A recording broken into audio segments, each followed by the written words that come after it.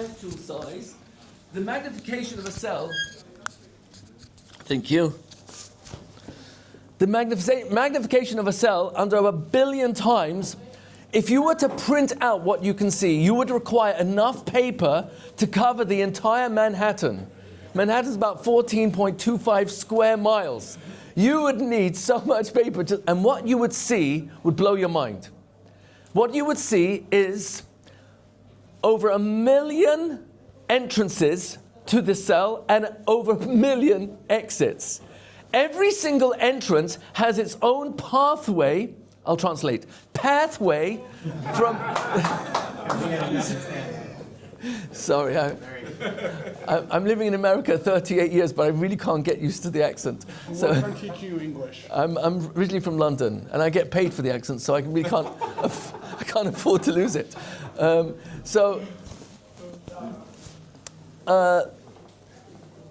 What you would see is every single entrance has its own pathway going to what looks like huge factories that are processing all the amino acids, proteins, enzymes, blood cells, red, white, etc. Every single nutrient that's in your blood cell is going to the cell where it's transformed into energy. And on the way out, there are specific pathways, as they call it, that takes it out. All the nutrition is converted, and everything that's toxic goes into special exits where it goes for waste. Under that level, in chapter 14 of his book, Dr. Michael Denton, he will tell you that the complexity of the design is so mind-boggling. And one of the additional points, which is really extraordinary, is that if an atom bomb fell on Manhattan, God forbid, how long would it take to reconstruct the whole of Manhattan? Decades. It would take a long time just to rebuild the infrastructure of all the wiring and the plumbing and the underground. I think you call it subway. Or it would take decades and decades. If a cell in your body is destroyed, it will recreate itself within 3 hours. Are you mind-boggled by that? See, the point I'm making is really very simple. Over 100 trillion cells in the human body, if a person gets a cut on their finger, and it's throbbing, it hurts, but they are enjoying this most amazing banquet, and everyone's dressed in their best clothes, and you're meeting all your favorite friends, your favorite music is being played, and the most tasty, delicious cuisine is being served, and a person makes a l'chaim on a glass of champagne, and the glass is very delicate, it cuts, it breaks, and a small cut on the finger, there's no glass there, just got a slight bleeding, it's throbbing, it's not fatal, a person has a choice. The music and the friendship, the conversation, and the tasty food, and everyone's dressed in their favorite clothes and they're dancing, it just will drown out this pain. Or will my focus on my throbbing finger be so intense that it actually drowns out the party? And that's a choice. So comes along basically Rav Nachman and points out this world is so perfect, it's so good, and it's getting better every generation. You'll find that in Sichas Haran, Rabbi Nachman's wisdom, paragraph Reish Lamates, I'm just translating it in my mind, 239. I've got little simonim in my brain, what do you call it in English? Mnemonics, thank you. I'm sorry, my memory's not as sharp as it used to be. And also my memory's not as sharp as it used to be. Always takes a couple of seconds for that one. Okay, so, doctor, my memory. I think I'm losing my memory. When did first start? When did first start? When did what first start? Okay, so that's an old one. So Rav Nachman offers that actually the world is getting better, improving every single generation. Even though it doesn't look like that, especially living in today's world where the media, funny word, media. Whose opinion? Me, who? Dea. Whose mind? Which verse are they basing what they're reporting on? Which Chazal are they quoting? It's just lots and lots of opinions, and often in real time, of their interpretation of what's taking place. And it's one person's interpretation in that moment, and they don't have the full picture, and how much of it is actually accurate. And in the words of the famous Chidushei Harim, he would say that 99% truth is 100% falsehood. If it's not 100% true, it's not true. And that's what we're dealing with. We're living in a world where what gets your attention? Here is a piece of paper, and obviously you can see it is white. And if I ask you, what do you see? The eyes go to the black dot in the middle, and I say there's a black dot in the middle. This is not my personal example. I heard it from Rabbi Jonathan Sachs, Rabbi Sir Lord Professor Jonathan Sachs. I think I got it all right. So, is that right? Hatzal, of blessed memory. I knew him personally. My father was very close with him. I was once introduced in a Sephardi shul. Said, Rabbi Rietti is here. And the guy looks at me, and I go, sorry, Rabbi Dr. Rietti. And I go like this. He said, oh, I'm so sorry. Rabbi Dr. Professor Rietti. And I told him as I came up to the microphone, I said, I just needed 5 more seconds and I would have won the Nobel Prize. Not a doctor, not a professor. So he asked a brilliant question. He had a sheet of paper which was about 40 feet long and about 12 feet high. There was a dot bang in the middle of this white sheet of paper, and he asked the audience, what do you see? So they said, I see a black dot. He said, why don't you say you see a large sheet of white paper and there's a small dot in the middle? He said, you know what this dot is?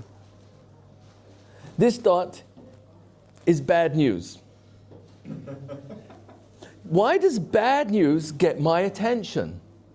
Why would it be? And then he showed us what he had there, 40 feet long, 12 feet high, was graph paper. And it was made up of squares, and the black dot occupied 1 out of 6,000 squares. Why would my mind be drawn to the black dot when there's so much more that way drowns it, way more than Shishim? So he said something profound. It was simple, profound. And that was, you know why bad news catches my attention? Because it's news.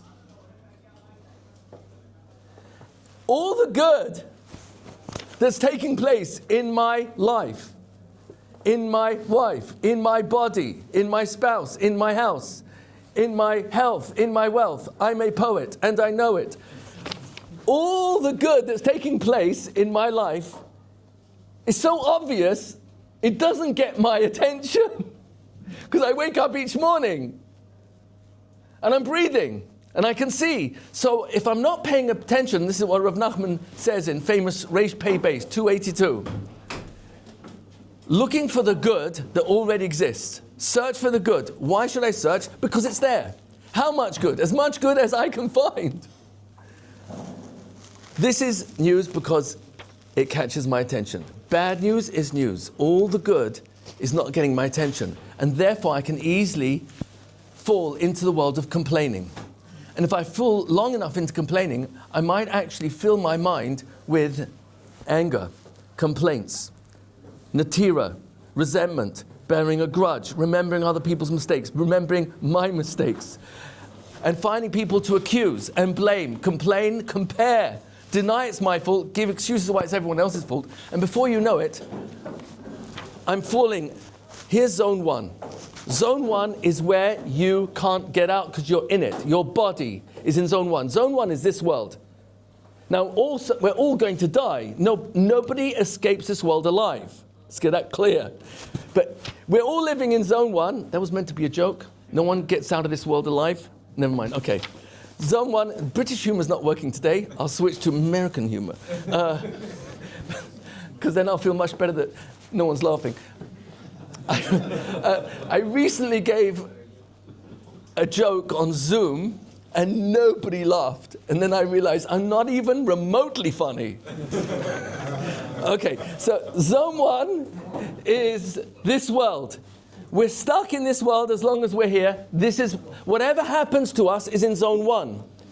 But that's what's happening to your body. Where your mind is either zone 2, zone 3. Zone 2 is where I react to whatever's happening in my world. Zone 2 includes every reaction that pulls me down. Anger, complaining, jealousy, hatred, resentment, bitterness, anything that you can find in the unfortunately long list of midot ra'ot, of not good character traits, that's zone 2. How long will I stay in zone 2? As long as I think about it. Zone 3, that's zone 1. Zone 3 is recovery. Zone 3 is switching from being done half chayv, finding something wrong about what you just said or did, and deciding I'm going to look for a positive interpretation that puts you into a favorable light and gets me back into love, as opposed to falling into hatred. So zone 3 is recovery. Zone 3 is simcha. Zone 3 is telling myself God is behind this, and therefore my emunah, betachon, trust, can actually get me out of zone 2 where I'm blaming. Blaming is only possible because I have put God out of the equation. In the words of Rav Nachman quotes this chazal from the Gemara in Sota, page 3, frequently, Ein Adam Oiva Avera, a person cannot do an Avera, Ela Imkain, unless Nichnas Boy enters into him Ruach Shtus. Ruach translates either as a spirit, can also mean wind, but it also means thought. Like Rashi points out, when Hashem says Elokei kel ha-ruchais, in reference to when Korach was about to be swallowed up, and before then, Hashem, Moshe Rabbeinu was still trying to negotiate that Hashem would not wipe out all his followers as well. So he said, one person makes a mess, and you're going to take everyone with him. So he said, Elokei ha-ruchais, says Rashi, Elokei ha-yodeh ha-machshavais. Ruach means mind, thought, frequently. Not every time. It can mean spirit, it can mean wind. So over here, a person can't do an aveira, a violation against God, unless a foolish thought enters his mind. And when it enters his mind in zone 2, he starts unpacking it. That person said an unkind word. That's not the first time. I can't believe this person has said it so many times, they've got it in for me. And I start adding to my narrative till I fall into hatred. So now I've got anger, resentment for all the other times, and hatred, and I'm being done half chayv, I'm judging unfavorably, and before you know it, I am living in zone 2, and it pulls me down. And it can even get to a point where it brings me to atzvus, depression, and then has shalom Yiush. Yiush means despair. Yiush means giving up hope. And what Rav Nachman is claiming, that is an illusion, because I'm self-inducing it. His actual language is, Ein shum Yiush ba'olam klal, that's back to that Torah 78. So he says here, wrong page. Page 78, Ki ein shum Yiush ba'olam klal, there is no Yiush in the world at all. He said it in Yiddish. I can't read the Yiddish properly. It's not my favorite language. Then he says, he said with from a deep place inside of him, as he poured out the words from his mouth, to let everybody know, l'ramez, and to hint, l'kol echad ve'echad, for every single human being, l'doros, for generations. Shelo yit yayesh b'shum ofen ba'olam. Do not make yourself despair. Yit yayesh is a language of reflexive. In grammar, one's doing it to oneself. So it's essentially saying, don't induce depression, don't induce agony, don't induce worry, anxiety. It's a self-induced state. It's not an outside-in paradigm. This world, zone 1, looks like an outside-in paradigm. This world is happening to me. But what this is really saying, it's a cute line, this world is happening through me. It's how I interpret what I'm going through that actually determines whether I stay inside zone 2 and get stuck there, for years or decades, blaming my parents, blaming my uncle, my aunt, my Rebbe, my school, my neighbor, my partner. And before you know it, everybody has a share in why I'm unhappy. I saw a great line from a therapist who's really trying to promote his business. He wrote, "It's never too late to have an unhappy childhood. Guaranteed within 3 sessions. And also guaranteed no money back." So it's never too late to have an unhappy childhood means if I dig deep enough to find people that I can complain and blame and accuse and deny any responsibility on my part, and that I don't have free will because I'm damaged. I don't think you understand. I'm scarred. But not just, I'm scarred for life. And with that popular expression, now I'm off the hook from being held accountable for everything I'm doing or saying. It's not my fault. I ruined the marriage because my parents didn't raise me well, and that transferred into this marriage. And before you know it, I'm digging deeper and deeper, and I'm watering the weeds. And when I water the weeds, they grow until my mind, which is a beautiful garden, is taken over by the weeds, and my mind is so stuck that this black dot became the entire sheet. I can't even see any white. Because I'm not paying attention to the good that's been there all along. I'll never forget a clip. It was such a good clip. Some of you must have seen it. It was during COVID. It was a gentleman in his mid-60s. His daughters came with their children to wish him happy birthday. There was social distancing. They knocked on his door, and he comes out on the porch of the front door, and they're standing off from the porch with their masks, and they say, "Happy birthday, Dad." Now he's beyond needing happy birthdays, and it sounds like he's a bit of a grumpy type of a gentleman. And he says, so they say, "Dad, open up the bag." He says, "What's this?" So it's a bag. It's your birthday present. It's your birthday, Dad. So he picks it up and he pulls out a gift-wrapped box. He says, "What's this?" "Dad, open it up." So he unties it and then opens up the box, and then there's a glasses case. He says, "What's this?" "Dad, open it." So he opens them, and there's a pair of glasses. He says, "What's this?" He says, "Dad, put them on." So he puts them on, and you stand up so you can see more clearly. He puts them on.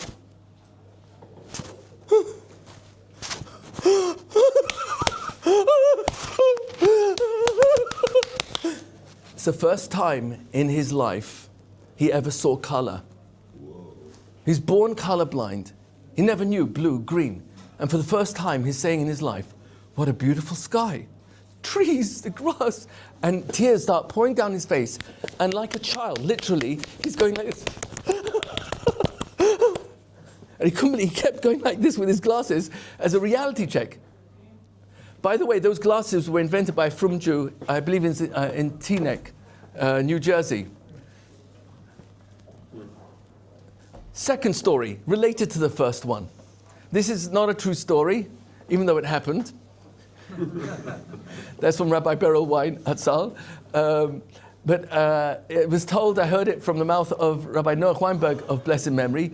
He said, here's Joe, and happened to be his apartment door was left open, and Joe is standing on the railing of the 26th story, and the neighbor comes out and sees Joe standing on the railing of his porch on the 26th floor. Says, "Joe, what are you doing?" He says, "I'm about to commit suicide." "Joe, are you out of your mind? You got family, you got a business."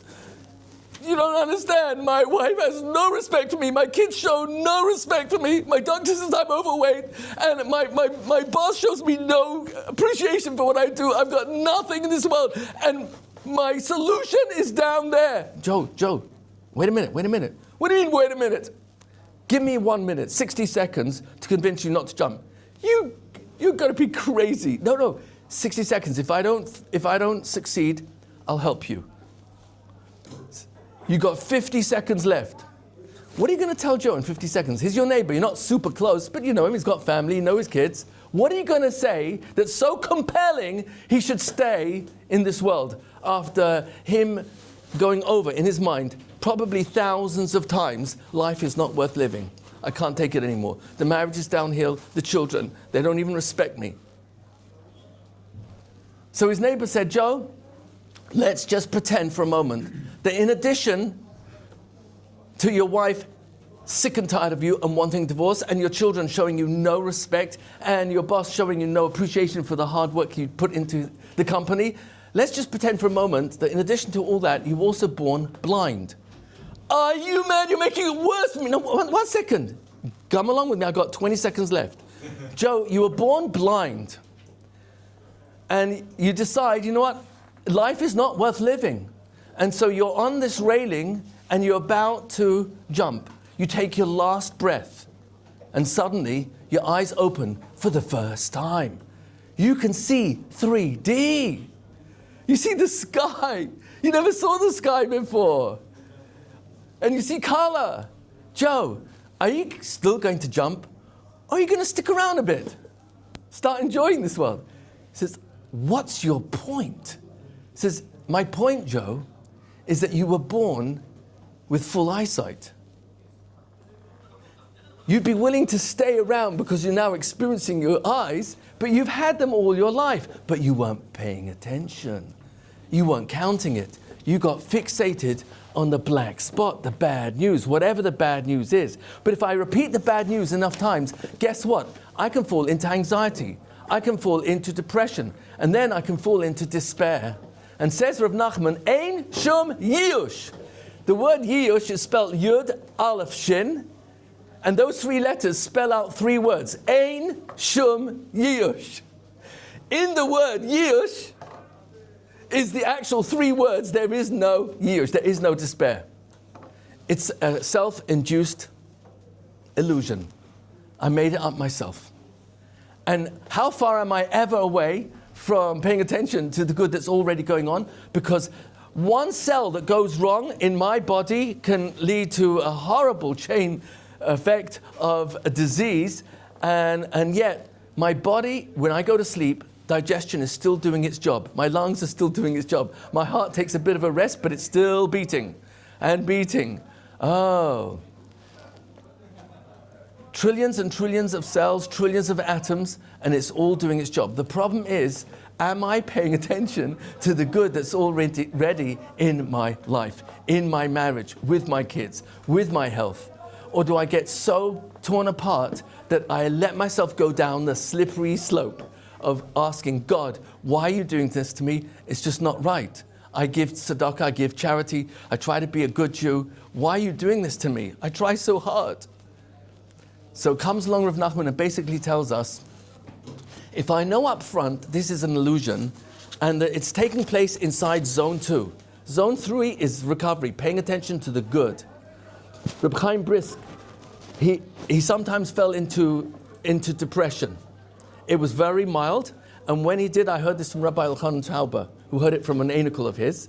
Whenever he did, he would play with the grandchildren. He would get on the floor and play with the grandchildren. Now, why do that? Have you ever noticed that young children, if you go like this to an infant, what happens? What does the kid do? Does he go, this is my grandfather? Hello? What does he do? He laughs. He laughs uncontrollably. You just have to poke the kid, and he laughs uncontrollably. And even before you get to the second poke, he's already laughing in anticipation. Children laugh at anything for nothing, because that's innate health. You don't even need a reason to laugh. Actually, since Patch Adams, they made a movie out of him, there are now laughter clinics, mostly in Europe. There are some in America as well, as far as I know. And it's a very cheap monthly rate. You go in there anytime, people just sitting around laughing their heads off. And they're not even telling jokes, they're just laughing. And when you see people laughing, you end up laughing really full, lung-hearted laughs, and it puts you into a different place. Because your body listens to everything you say inside your mind. Every cell listens to what you say inside your mind. Dr. Bernie Siegel, a famous doctor who took a different career in working only with cancer patients and terminally ill patients, and He called them special patients, and he would have sessions where they would talk about what they're looking forward to. Oh, a bar mitzvah or a wedding that's coming up or an anniversary. And they would talk about what they want to live for, instead of talking about, I'm going to die, I'm going to die. I once met a lady, she was in the audience, I didn't know she was the next speaker. My wife and I were sitting next to her. Her name was Wendy Sejesi, actually Jewish. And she was introduced, she was in stage 4 cancer. This was her 8th year of stage 4 cancer. Most people don't survive 5 years. 5 years is considered like a max for that particular type of cancer, and she was already in her 8th year. She stood up there and she gave a speech. I actually memorized it word for word, and I'm going to repeat it because it took all of 7 seconds. Her speech ended after 7 seconds, and then the rest of the 45 minutes was Q&A. And she said the following: I have cancer. I'm not cancer. My body has cancer. I'm not my body. That was the end of the speech. It was so simple and yet profound. She has cancer, but that's not the definition of who she is. She's not cancer. Her body has cancer, but she's not her body. But her body is a vehicle, takes her places. I once met many years ago, about 20 years ago by now, Christopher Reeve, who was better known as Superman. This was 4 years after his accident, where he was left quadriplegic. And he was wheeled onto a platform. He was completely paralyzed from the neck down. The only 2 parts of his entire body that moved were his eyes and his mouth. And it was with obvious effort that he would take in one deep breath. There was a special apparatus that was strapped to his chest that enabled him to take in a deep breath one at a time and then say one sentence with obvious strain, and then deep breath to say the next sentence. The first sentence that came out of his mouth was, I've never been more happy in my life than since my accident. And we're all saying, you know, he's a great actor, but I really don't think that. He's a quadriplegic, for heaven's sake. How can you say you've never been more happy than since your accident? And then he said, why? Because I discovered the real me is not my body. He said, if God left me only with a brain and a heart, I could still choose to be happy. He said, the real me is not the tens of millions of dollars in my bank accounts. The real me is not the many homes I own. He said, the real me, and he started giving examples of chesed, kindness, especially what his wife does for him. He was extremely admiring and grateful to his wife. He said she dresses me, takes her 2 hours with help to dress him every morning. Some ladies take that long on their own, but it took her.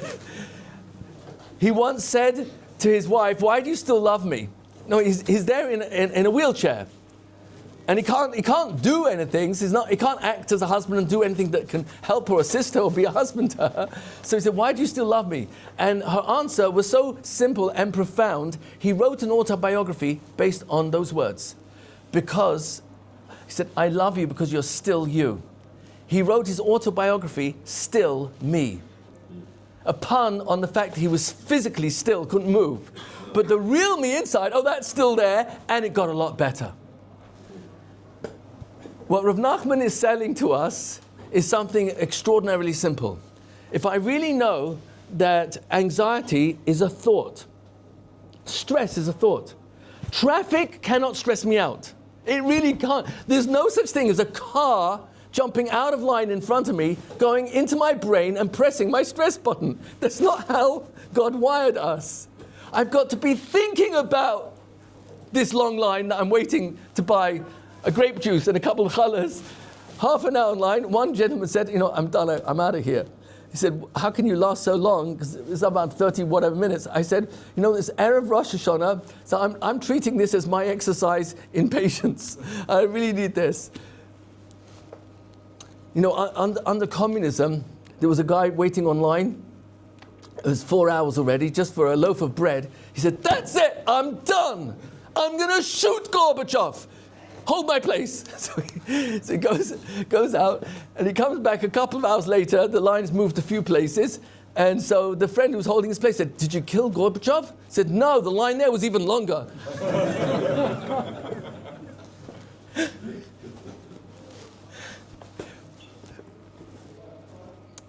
Before communism, what did they use before instead of candles? Electricity. Okay, so where was I? So Rav Nachman is saying to us that zone 2 is a choice. Zone 1 is where your body is. Where's your mind? Am I so attached to my body that when I get a scratch or an itch, or has v'shalom, even an amputation? My father, alav v'shalom, he had not one but 2 amputations. He had a big problem with circulation with his blood. Never complained. Literally never complained. It was astonishing to me. His resilience was mind-blowing. He felt that Hashem was so kind to him and so good to him, he had no reason to complain. And he often told me, old age is a privilege, not offered to everybody. He died 92 years old, but in the last year and a half of his life, he was in and out of rehab and hospitals. The nurses loved him, the doctors loved him, because he was always grateful and smiling. He hadn't have been a famous actor and was in James Bond. He did all the directing of every James Bond movie, of all the voiceovers. So when people would Google him, they say, oh my gosh, and it's over 250 movies. So they liked him for that, but it was his personality in bed, gracious, not complaining, thanking all the time, that made people feel endeared to him. We are not our bodies. We are our minds. Where is our mind? Zone 2, in anger, resentment, bitterness, feeling I'm better than you. I saw a great line in the Ben Ish Chai. If I'm older than you, then I owe you kavod because this person has less averas than me. I've been around doing much more averas. If the person is older than me, so I owe them much more for their wisdom and their Torah and their life experience. If it's a person who's a child, I owe that child covered or someone who's younger than me and hasn't got the experience of life, when they make a mistake, it's not with the same das and realization of how bad the mistake really is as when I do it. So humility is in zone 3. Humility is reality. Gaiva, arrogance, is non-reality. It's just not true. Anger is zone 2. It's not reality. Because if I knew that God is doing this, and there's such a perfect calculation why I'm getting this irritation from this particular person that's really annoying, and I've begged God so many times, give me patience with this person. Guess who walks in a second later? That's the person I'm talking to, triggers me. And God says, Rietti, you just asked for patience. There's only one way I'm going to give you patience with that person, and that's exercise. So this person is your patience coach. This is the person who's going to help you control your patience. And so be careful, because tefillah, prayer, actually works. That when I ask God for patience, He said, okay, try this guy here. Try this roommate. Try this person sitting next to you on the plane, etc., etc. Try this customer service. Customer service, that is my Achilles heel. Because I don't understand Indian, and I don't understand Chinese, and I don't understand their English. So it's worth calling Citibank just to practice patience. So zone 3 is recovery. It's reality thinking. Reality thinking is emunah. Hashem, you're behind this. You're behind this zivug. There is no other explanation. And as long as I keep blaming, complaining, denying, excusing, I call it A accuse, B blame, C complain, D deny, E give excuses. My A, B, C, D, E of getting out of responsibility for myself. When I let go, then I realize anxiety is self-induced. I was creating that anxiety. It's not you. Because I'm always a thought away from changing my mind, literally. Rav Nachman actually talks about it in Torah number 50. He gives an example. Many of you probably know he did a lot of horse riding as a youngster. He would borrow his family horse in the middle of the night and go into the forest and bring it back early in the morning before anyone would notice that he was missing. So he tells the following analogy. Your mind is a little bit like a horse and a rider. When you want the horse to go in your direction and the horse is taking a different direction, what do? You pull on the reins in the opposite direction. How hard did you have to pull the reins to get the horse to move in the other direction? How hard? Very slight movement of the reins. So he says your thoughts are the same way. How hard is it to distract yourself? It may appear difficult, but actually it's extremely simple, and we do it all the time. Can you relate to this? You drive me nuts! I can't take... Michael, how are you? Oh, great to hear from you. Really? Yeah, in 5 minutes? Yes. Awesome. Yeah, I'll be there. Great. Bye. I don't think you appreciate, I'm really upset with someone who really triggered me, but I got a phone call from Michael, who I'm chasing for months. And if I get this deal, the commission on it is about 3 years' salary. So you think I'm going to ignore his call? This is the first time he's calling me. I've been chasing him. And he tells me, look, I've thought it through with all the different agents. You're the only one who's persistent and seems to have the integrity I'm looking for. I'm willing to sign the deal. Can you come over to my office now? And we'll start the process. What do you think I'm going to say? No, I'm in the middle of being really angry with my spouse right now. No, this is not a good time. Where did my mind suddenly switch from intense anger to, hey, Michael, how are you? How did I do that? Because you're always feeling your thoughts. You can't feel anything except what you're thinking. It's impossible. You can only feel what you're thinking. Your thoughts are always the genesis of your feelings. That's why, I won't get into this now, it's a different subject which we've covered previously. There is no word in Lashon HaKodesh for feeling. The word regesh is a biblical term, but it doesn't mean feeling. It means a large group of people coming together. Kibbutz gadol biyachad. Chapter 2, Rikshu el hagoyim. Has nothing to do with feelings. There's no word in biblical Hebrew for feeling because the word lave, mind and heart, already contains it. And the word lave, because it means both, rabois mahashavos belevish, you have many thoughts in where? Belevish, in your mind. This is where you do your thinking. I have one gentleman in the audience, black beard, long black beard, said, Rabbi, with all due respect, every translation says lave is heart. So obviously we do our thinking in our heart. I said, well, with all due respect, do you know anybody who's had a heart transplant and got the other person's thinking? Whose thinking are you having after you have a... Now, it's true, there's a fascinating study. It's called the Heart Code, where there seems to be evidence based on testimony from people who've received a new heart that they've got different tivas than they previously had. A new taste for music, which they never enjoyed. I have a neighbor who's blasting music day and night throughout the summer, and I asked him about it. He said, my neighbors are enjoying great music, whether they like it or not. He thought it was great. Okay, never mind. So zone three is where I'm thinking, Hashem, you're behind this, so I can let go.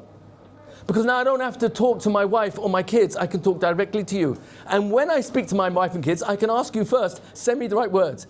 And if you know and I know that the words are not going to come out except with anger or frustration or disappointment, in which case I'm going to push my own family further away from me, help me hold myself back until I control my mouth, control my mind, and therefore my feelings, so that I don't hurt those who matter the most in my life.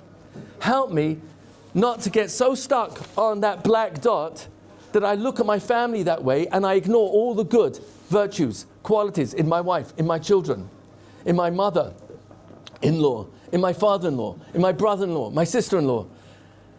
Please help me, because you're the one who chose this wife for me. Like my wife always says to me, never complain about your choices, because I'm one of them. We're here to admit that God, you run this world. And we're here, Erev Rosh Hashanah, in the best place on planet Earth, in the universe probably, to hire an attorney who promises, I can do for you on Rosh Hashanah something I can't do all year round. Come to me, because God gave me a gift called Rosh Hashanah. And I can help you stay in zone 3. I can help you. You're going to get stuck in zone 2. I get stuck there all the time. Here's the chap. If I know that I'm in zone 2 and I'm only one thought away from zone 3, I can switch from this is frustrating to God, you're perfect, and therefore you can do no wrong. And when I do that, what happens? What happens when we switch from anger, frustration, anxiety, and then, God forbid, depression? So I'm going to give you what might sound like a completely new definition of mental health and mental illness.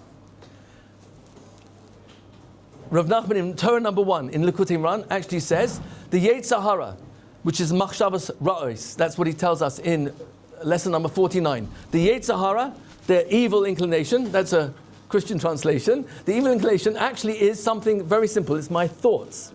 Which thoughts? Anger. Oh, that's the Yetzer Hara. Frustration, resentment, jealousy. Jealousy is a thought. Your beautiful new home cannot make me jealous. It's my thinking about your beautiful home that's making me jealous. Jealousy is self-induced. Anxiety is self-induced. I'm worrying about the plane not landing in time. Will I get the connection? Yes or no? And the joke is, it's not in my hands. Or is it? God, help it to get there and I make my connection. And if I don't, help me not to lose myself and get stuck in zone 2 where I dig the pit, throw out the ladder, throw out the rope, and carry on digging and digging till I'm stuck. And I'm so frustrated. And then, lo and behold, and this actually happened to a small group of people, someone hired a private jet in the airport where they landed and missed the connecting flight, so they'd have to wait for the next day that might get them into Uman before Shabbos, but most likely Sunday, and got into Uman 3 hours later than the original time. Anything can happen, because HaKol Yachol. There's nothing he cannot do. So comes along Rav Nachman and tells me, you can switch from zone 2 to zone 3. And it takes a thought, because you can pull the reins of the horse like you pull your thought into a different zone. And that zone is called simcha, happiness. And happiness doesn't mean things are going right around me in zone 1. I have no control. I have very little control of zone 1. Very little. It's happening to me all the time. But I have every control of which zone I then go into.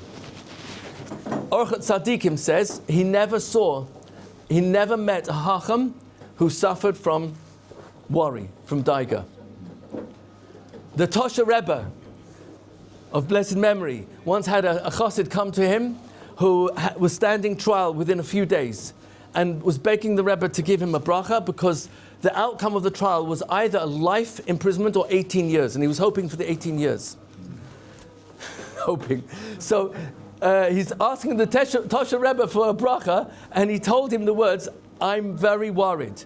The Tosha Rebbe looked up at him and said, worry? That shouldn't last more than a second. The moment I realize I'm in zone 2, and I'm aware, oh, that's non-reality thinking, then switch to a different thought. I'm always capable of it. I can open up a safe, open up a Tehillim, get on a business call, call the wife, call the children, do some homework with the kids. Do a chesed. There's so many things I can do to distract myself that I don't have to get stuck in zone 2. A person get kicked in the shin in the middle of a soccer game, my favorite sport, and he carries on playing for 20 minutes till the whistle blows, and now he's limping off the pitch. Rietti, you're such a faker! We got it on video! You were kicked in the shin 20 minutes ago! So why are you limping off the field now? In the last 20 minutes you were running? Where was my mind? On the game. Oh, not on the pain. My mind was, oh, MVP. Oh, these are championships. I don't want to let my team down. Oh, your mind can actually shut out physical pain. Viktor Frankl, in his book, Man's Search for Meaning, I'm not sure if it was written in other editions, but the edition I read, which was a long time ago, he describes when the Nazis had him on an operating table and they were removing a part of his body without anesthetic, and he came to what he called the ultimate liberation. When he suddenly had a thought that his body belonged to the Nazis, they could do whatever they wanted with it, literally. But as long as they didn't control what he thought, he was free. Because true freedom is not where my body is. True freedom is where is my mind. There was a Captain Coffey, Gerald Coffey. He was a pilot in Vietnam, and in the last 6 weeks of the war, he was shot down. He was taken prisoner for 6 years and 9 months. During that time, he was in solitary confinement. 6 years, 9 months, solitary confinement. That's enough to go out of your mind. He said after 20 days, he realized that he was going insane, and that if he didn't make peace with the only person who was sharing his cell, which was his own thoughts, he was literally going to go out of his mind. And so he writes in his book, Beyond Survival, how he changed his whole life in solitary confinement. And then when he came back to America, he was trying to figure out why the person in front of him in the supermarket was complaining, because he only had 2 items and the guy in front of him had a mountain on top of his trolley. And he said, you know what, he couldn't understand how people so easily got upset. And then he realized nothing changed in America. His mind changed so vastly that he didn't look at the physical world the same way. He didn't interpret it with easy anger, frustration, resentment. Because this is where we operate. And so Rav Nachman is really just telling us a simple reality. There's reality thinking and non-reality thinking. When I get into non-reality thinking, I am mentally ill in that moment. I'm literally mentally ill. Ein Adam oiver avera ela im kein nichnas by ruach shtus. And at first Torah, where he quotes that Gemara in Sota, Rav Nachman says, "Yetzahara roitze lasos es Adam meshuga mamash." The Yetzahara, the bad thoughts, wants to turn a person into a madman, literally. How do you do that? One thought after another, after another. And if I obsess enough about the negativity in my marriage, in my health, in my wealth, in my career, in my kids, in my friends, in the neighborhood, before you know it, I'll get myself depressed, and then I fall into despair, which means there's nothing I can say or do or think that will make any difference. And comes along Rav Nachman and says, Lo lihit yayesh, don't make yourself despair, because it's self-induced. There's a lot more to be said on this important subject. So I'm basically here to claim the moment I get out of zone 2 into zone 3, I'm mentally healthy again. So on a single day, I could fall into mental illness because it's thinking that's making me crazy. And I can jump out of it into zone 3 in a second, literally in a split second. I have a friend who's schizophrenic, so he wrote me a poem. He said, "Roses are red, violets are blue, I'm schizophrenic, and so am I." I have another friend who's schizophrenic. He said to me, "I'm schizophrenic." He said, "I told my friend, his name was the guy who's schizophrenic. His name was Jim." He said, "I told my Jim told his friend that I'm schizophrenic," said Jim, telling Frank that he was being Frank. Okay. He's being Frank that he's schizophrenic, but he's really Jim. I got myself confused there. I'm not taking away from the diagnosis of mental illness where there may be medications and therapies, but what I am saying is nobody wakes up as a child mentally ill. That's not how we are wired. Children are, by definition, happy because they are fixated in one time zone, the only time zone we exist in. The past is where I worry, but worrying about the past doesn't exist because the past happened. The future hasn't happened yet, so worrying about the future is a waste of my mind because it doesn't exist. It never will, because as soon as I get there, it's the present. The only moment I exist in is this moment, and what we're really saying is that living in the moment is not a time zone as much as it is a thought zone. Where's my mind right now? Am I worrying about yesterday, worrying about what will be, and both of them I don't control? Yesterday's a memory. Oh, you want to rebirth the memory? Okay, fine.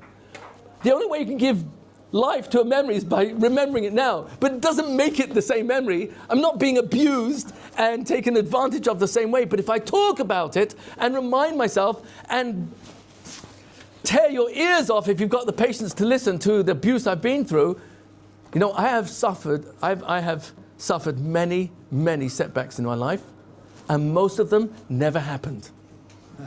But I suffered them. Most of what we suffer doesn't end up happening that way anyway. So I'm wasting my mind. I'm mentally ill in that moment. And I'm mentally healthy the moment I pull myself out of it. And that is basically what I believe is the message that Rav Nachman is offering us, that Yiush is really only an innocent misunderstanding of reality. And I'll end on this little date seed. Help me. What is this little date seed capable of in the maximum possible way? Open your mind as vastly as you possibly can. Tell me, what can this one seed potentially do? What can it do? An oasis of? Date trees. How many date trees is this one seed capable of creating? Millions. So just think for a moment. Imagine the whole world was starving, but this date seed produced millions of date trees that produce billions of dates. Can those dates potentially save all mankind? Yes or no? Yes. What else is this date capable of? Garbage. A little louder? Nothing. Garbage. Garbage. I can use it as garbage. What else? A date tree. What do you gain from a date tree? Shade. Shade. You can get shade from the sun. Excellent. Shelter. Shelter. Palm. Palm. What? Palm branches for lulav. Fire, energy. Has anyone bought palm wood? It's very expensive. It's very, very long enduring. It's extremely strong. Can you make a house out of this one little seed over here? Could it produce enough furniture to provide homes and furniture for the whole world? Potentially. Yes or no? You see, the point is very simple. God is in the small details, and if I look carefully, the chesed, the kindness, is unlimited. His kindness is a reflection of what his motive is. Why is he so kind? One date seed is capable, it has the divine intelligence, literally. This date seed knows what to do. Plant it in the right soil. It will absorb moisture and water from the topsoil, and it will shoot down roots and it go against gravity and shoot up a whole stem. I bought a book recently, Anti-Gravity. I could not put it down. This date seed can produce a whole trunk with palm trees and palm branches and seeds, and it's all capable, and it has the divine intelligence. And says God, and this is what I'll close on, Jeremiah chapter 31, verse 11, I think, or 18. I think it's 11. No, I got it wrong. Chapter 31, verse 2, in Jeremiah, says, Ahavat olam, an eternal love, ahavtich, I have loved you. He's speaking to every single one of us. I have loved you, it's in singular. I have loved you with an unending love. Al Kain, therefore, mashachti alecha chesed. I bring down upon you kindness. Kindness and love is everywhere if I'm looking inside my face, in the mirror, my body, the functions, and everything that's good will keep me out of zone 2. Zone 2 is where we don't want to be. Zone 3 is where God wants me to choose. And what will I choose? And the answer is, the choice is yours. Okay.